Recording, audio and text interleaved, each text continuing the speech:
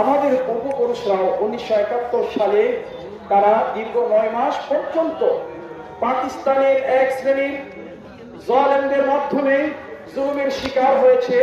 তাদের শরীর থেকে, আমাদের পূর্বপুরুষদের থেকে অজস্র পরিমাণ এই বাংলার জমিন রক্তে লাল হয়ে গিয়েছিল। সেই কঠিন ও জটিল মুহূর্তে আল্লাহ সুবহানাহু ওয়া তাআলা এই বাংলার মানুষদের সাহায্য করেছেন। আল্লাহ সুবহানাহু ওয়া তাআলার সাহায্য সহযোগিতায় আমরা স্বাধীনতা পেয়েছি। সেজন্য বারবার আমরা সেই রবের দরবারে শুকরিয়া জ্ঞাপন করব যে স্বাধীনতা অর্জনের চেয়ে স্বাধীনতা রক্ষা করা কঠিন। আজকে আমরা দেখতে পাচ্ছি, আজকে আমরা দীর্ঘ স্বাধীনতার পর আমাদের এই অঞ্চল নিয়ে, আমাদের এই দেশ নিয়ে আবারও পুনরায় ষড়যন্ত্র হচ্ছে।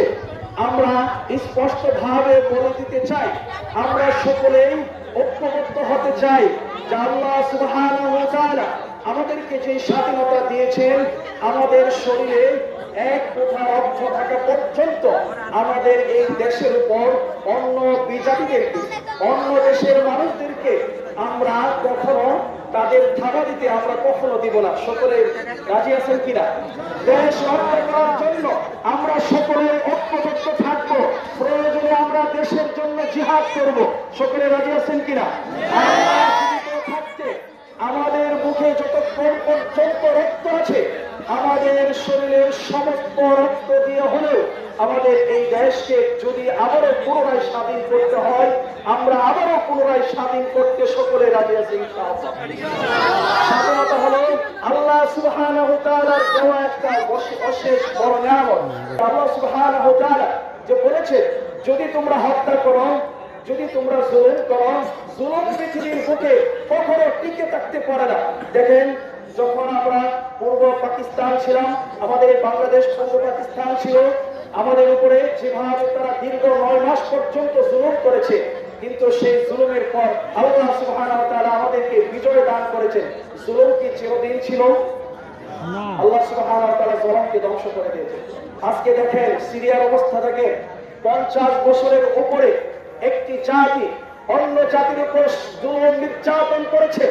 আল্লাহকে বাদ দিয়ে তারা বিভিন্ন মানুষকে প্রোটেকশন মনে করত।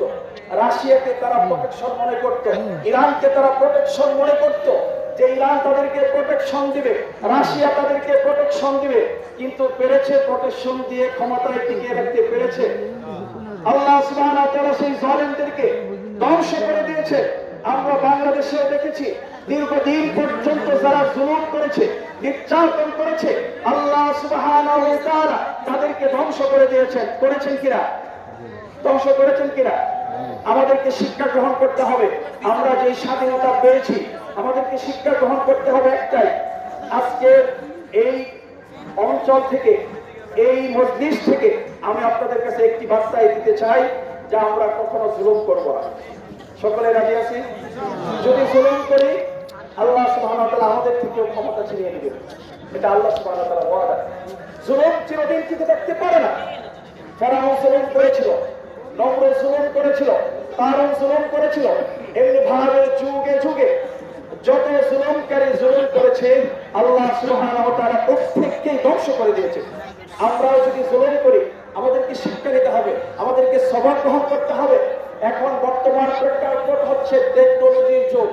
আমরা সব কিছু দেখছি, পড়ছি, আমাদের চোখের সামনে সব কিছুই ভাসমান। অনেক বড় বড় ক্ষমতাশীল ছিল, অনেক বড় বড় শক্তিধর ছিল, কিন্তু কেউ কাউকে প্রোটেকশন দিয়ে ধরে রাখতে পারে নাই। জুলুম করছে, আল্লাহ সুবহানাহু ওয়া তাআলা সাথে সাথে ধ্বংস করে করেছেন কিনা? আমরা আজকে স্বাধীনতা পেয়েছি। যারা আমাদের এই দেশকে তাদের জীবন দিয়ে, তারা রক্ত দিয়ে এই দেশকে স্বাধীন করেছে, আমরাও চাই কিয়ামত পর্যন্ত আমাদের এই বাংলাদেশ স্বাধীন থাকুক। সকলে চাই কিনা? এবং যারা জীবন দিয়ে এই দেশকে স্বাধীন করেছে, আমরা তাদের জন্য দোয়া করব, আল্লাহ সুবহানাহু ওয়া তাআলা যেন তাদেরকে জান্নাতের উচ্চ মাকাম দান করে। সকলে বলে আমিন। তাদের যে পরিশ্রম, এই পরিশ্রমের ধারাবাহিকতা আমরা মৃত্যু পর্যন্ত ধরে রাখবো। আমরা জীবিত অবস্থায় পুনরায় যদি আমাদের দেশের উপর কেউ হস্তক্ষেপ করে, আবারও আমরা পুনরায় আমাদের শরীরে রক্ত ঢেলে দিয়ে আমরা আবারও পুনরায় দেশকে বিজয় করতে, স্বাধীন করতে মৃত্যু পর্যন্ত আমরা প্রস্তুত থাকবো। সকলে রাজি আছি কিনা? আল্লাহ সুবহানাহু ওয়া তাআলা আমাকে সহ সবাইকে, এই দেশকে, এই মাতৃভূমিকে প্রাণ দিয়ে, মন দিয়ে, জীবন দিয়ে ভালোবাসা তৌফিক দান করুক। সকলে বলে আমিন।